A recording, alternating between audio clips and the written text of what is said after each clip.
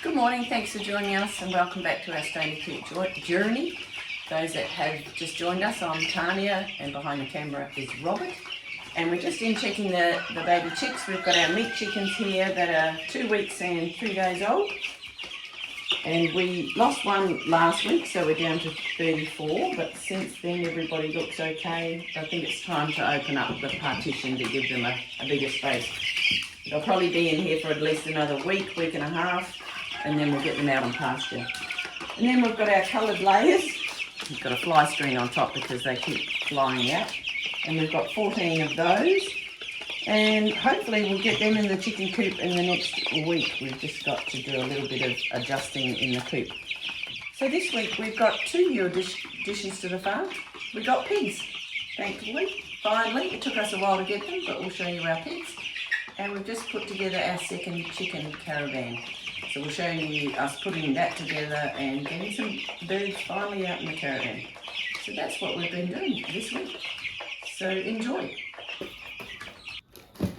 So Robert very handily has got all the tools out, the bits and pieces, the rivets, the Tech screws. It even came with its own riveter, but we've got the old riveter from last time that's already set up. So luckily he kept it in a box. But you do need a compressor. That doesn't come with it. No. So let's get this show on the road. Day 2 of putting together the chicken caravan. This is how far we got, and then we run out of enthusiasm. So we're back at it. We'll do a couple more hours, and we're getting there. We're getting there. It's high tech. Jigsaw puzzle. This is the nesting box we're putting together. Yeah. So we'll keep going. Lucky I've got Robert and he's got all the tools. We're getting there with putting the chicken caravan together. It's a bit of a jigsaw puzzle, but pretty good instructions. And luckily for us, we also have one already built and out in the paddock.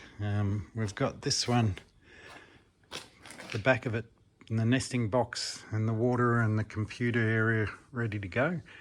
I'm just connecting these big wheels. They're a job on my own. I've renewed respect for my son who put the first one together, because I didn't have anything to do with the last one going together. He did the whole job, he and his wife.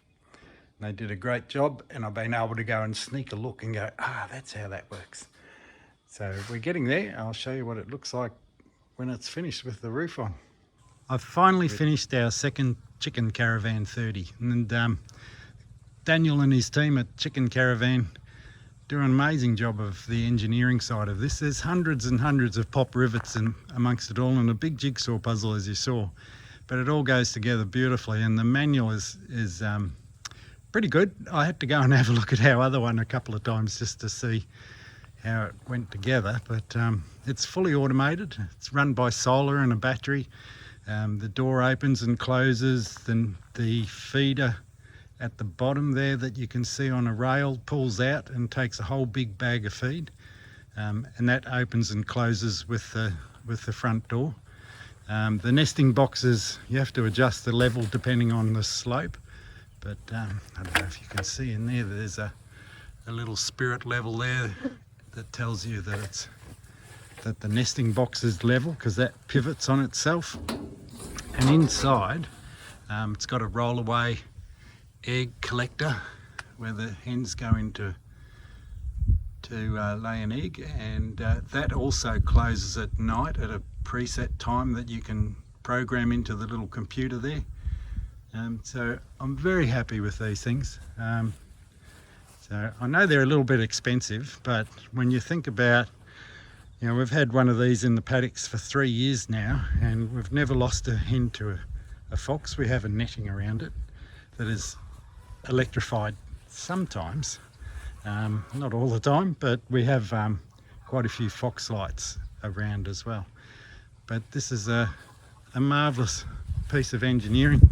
There's enough room inside for 30 hens to sit comfortably at night. I'll show you the inside. There's the actuator for the door, and they just come in and and roost there at night. There's a double floor, so a fox can't nibble through there to their toes and try and pull them out. So they're very well protected. There's enough room in there for 4 or 5 hens to lay, or 2 or 3 to actually, when they're broody. We have a program for broody hens. But she's an all-terrain vehicle, and we'll get this one down into the paddock and start putting all of our coloured egg layers in there and get them out in the paddock.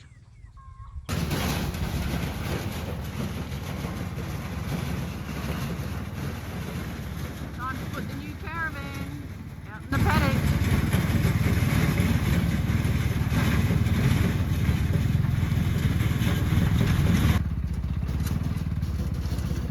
We're going to put the caravan just in the home paddock here, and then we'll get the fence up and going. And I think the kindest way to get the birds in there is tonight when they go to bed. We'll pick them up and we'll pop them into the caravan, so in the morning when the door opens they will be in their new home. So the team that's going in there is Rusty, our black copper Moran rooster, and his friend Rex, and all the girls that lay the coloured eggs that are olive or brown. There might be some blues in there, but then we're going to keep Arnie and the Aracanas that lay the blue eggs around the orchard, and any other girls that are sort of mixes. We'll see how that goes, because we've still got some little pullets in there. And then we're going to give the orchard coop a really good clean out with the high pressure hose. So we'll sort this out, put the netting up, and we'll show you tomorrow when we've got some birds in there. So this is getting to know our new pigs. They're nearly all blacks. There's a little bit of white on them. We've had these now for about 3 days, and they're getting to know us. So, geez, they've done an amazing job on this little bit of paddock that they're in. They're having a nice old feed of apples and watermelons here. Stony Creek grown watermelon, huh? Yeah. Can't get better than that. And apples. Oh yes. So we got these guys from a little farm up at a place called Tombong, which I've never been to before. It's up past Delegate. Lovely couple, Marcus and Simone, and their 5 kids. New South Wales. Yeah, New South Wales. Winston Park Farm, they're called. I think they have a Facebook page. But they grow some lovely pigs, so it's nice to have another breeder to draw on. Because our original breeder that we had last year, his sow aborted her piglets, and so we had to look elsewhere. So luckily we found Marcus and Simone on their farm.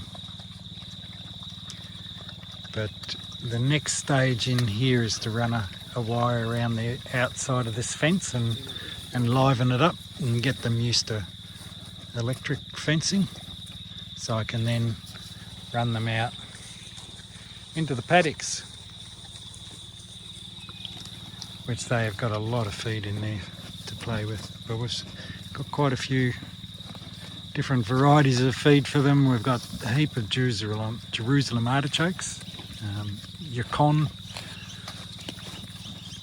pumpkins, lots of apples still. I think apples are their favourite. Yeah, they love apples. Mm. But there's 3 boys and a girl. So we look forward to bringing you more pig antics as they come. I'm sure there'll be lots of them over the next 5 months. They're 3 months old already, and we'll see how they grow out.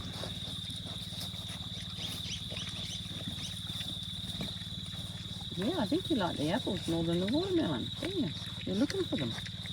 Hello, mate. Reaching for apples. Hello. Yeah, you'll get used to me. Yeah, you will.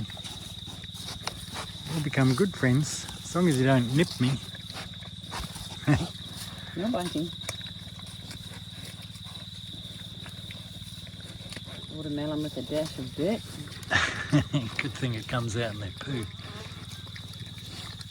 We'll be growing watermelons in the pig area next year with all the pips.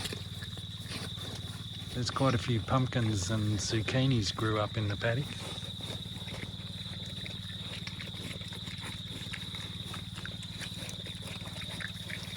There you go. Oh, you didn't realise I'm touching you. Hello, hello. Hello. Oh, I know, I'm scared. They'll get used to us eventually.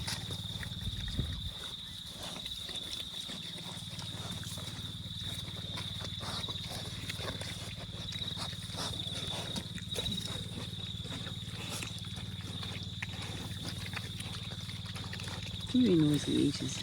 They are noisy eaters. They eat like pigs. The pigs are on high alert. I've just put a hot wire around 3 sides of their pen to get them used to the electrics. And they've hit them a couple of times and scared the bejesus out of us as well. So this will get them in training for when they come out here, and they've got tons of feed out here and quite a long break which goes down the end there. Which they'll enjoy. And this will be their home for the first break, and then they upgrade to the bigger pig pen down there with the green half circle over there, and that's got water over there as well. So that's more, and that'll do the whole rest of the breaks that they've got. So sorry little piggies, you'll have to just get used to the fence. It has taken us 2 nights to get all the coloured layers, Rusty and Rex's team in the caravan. The first night we got 7 and then 1 escaped. It's nicest to do it at night while they're on their roost and sort of a bit more docile, but they do get a little bit upset, so we left it at that, and then last night we collected the rest. So the first night we had Rusty, which is here, black copper Moran in, and then the previous night, then last night we got Rex, his son, in with the rest of the girls. And there was one that escaped and we couldn't find it, but it's just popped up now, so it must have been hiding in the garden. So in total we've got 15 in the caravan now. And then we've got our little layers that we hatched. Of those we've got 14, not sure who's roosters and hens yet. And there's a couple more in the orchard that we can get in here over time. So the caravan, as Robert has said, can fit up to 30. We'll see how we go. We got our first olive egg in here yesterday in the caravan, so someone knows where to lay. And last night, before we got the second lot of birds in, they all went in by themselves, which was fantastic. They're going to enjoy being out here, doing what chickens do. So very successful, very happy. Caravan 2 is up and running. So we'll close here and we'll see you next week. Thanks for joining us. We'll see you back on the farm.